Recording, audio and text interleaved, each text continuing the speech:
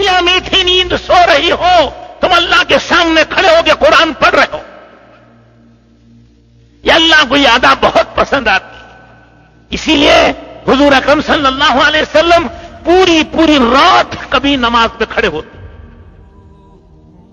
رکوع کرتے، گھنٹوں رکوع کرتے تھے، سجدہ فرماتے تو گھنٹوں سجدے میں سر رکھتے تھے اور روتے تھے.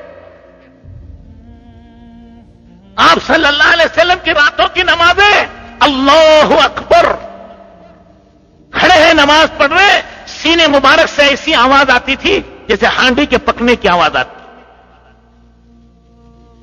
جیسے ہانڈی میں سالن پکتا وہ کھت کھت کی آواز آتی ہے، ایسے سینے مبارک سے دل کے رونے کی آواز آتی یا چکی پیسنے کی آواز آتی. یہ رات کی نمازیں، وہ دعائیں کر رہے، رو رہے، روتے روتے آنسوں سے داڑھی مبارک بھیگ جاتی، کپڑے بھیگ جاتے، نیچے زمین بھیگتی تھی.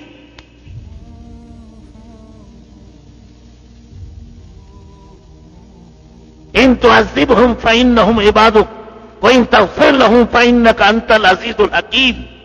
اے اللہ اپنے ان بندوں کو تو معاف کر دے، تو اس کا مستحق ہے،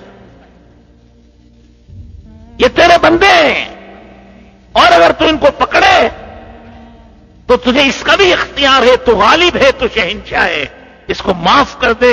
اس پر یہ آیت پڑھتے پڑھتے پوری رات گزارتے. حضرت عثمان رضی اللہ تعالیٰ عنہ آتے اور نماز کی نیت باندھی اور پورا قرآن 2 رکعت نماز میں پڑھ لی. یہ فرض نہیں ہے، یہ کیا ہے؟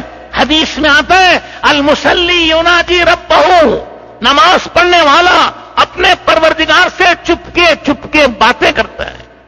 جیسے یہ گہرا دوست اپنے گہرے دوست سے کان میں کچھ کہتا ہے، دل کی بات، راز کی بات، خصوصی بات. میرے دوستوں، بزرگوں اور بھائیوں، ایک وزیر سے بات کر کے آدمی خوش ہو جاتا ہے. وزیر اعلیٰ سے بات کر لے تو وہ ماشاءاللہ فوٹو لے کر رکھ لیتا ہے، اسے لوگوں کو دکھاتا کہ دیکھو وزیر اعلیٰ سے میں بات کر رہا ہوں. اور وزیر اعظم سے بات کرے، پرائم منسٹر سے، تو سبحان اللہ، وہ سوچتا ہے کہ میری تو معراج ہو گئی. ایک انسان سے مل کر اتنی خوشی محسوس کرے تو شہنشاہ کائنات پروردگار عالم سے مل کر کتنی خوشی ہو.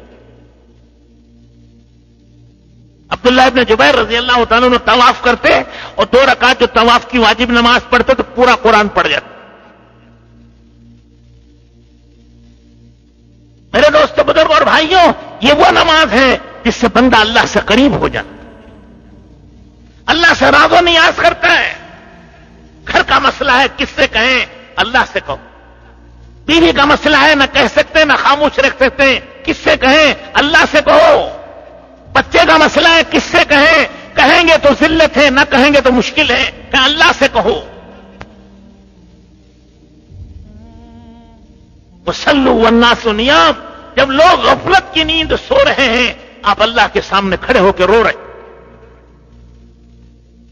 میرے دوستوں، بزرگ اور بھائیوں، جو ایسی پاکیزہ زندگی ہوگی تو اللہ کے رسول فرماتے ہیں وادخلوا الجنۃ بالسلام، اب ہنستے کھیلتے جنت میں چلے جاؤ. جب یہ زندگی تمہاری ہو گئی، اب دنیا کی کوئی طاقت تمہیں نہیں روک سکے گی. میرے دوستوں، بزرگ اور بھائیوں، یہ دعوت ہے. انبیاء علیہ السلام اسی کی دعوت دیتے تھے. انبیاء علیہ السلام دنیا سے رخصت ہو گئے، اللہ نے وہ دعوت کا کام اس امت کے ذمہ کیا ہے. ہم میں سے ہر مسلمان کے ذمہ ہے کہ اس پاکیزہ زندگی کو سیکھیں اور اس زندگی کو لے کے دنیا میں پھریں، تاکہ ساری دنیا میں امن و امان، سلامتی، عافیت، پیار و محبت، اتفاق و اتحاد ہو اور تمام دنیا کے انسان بھائی بھائی بن کے زندگی گزارے.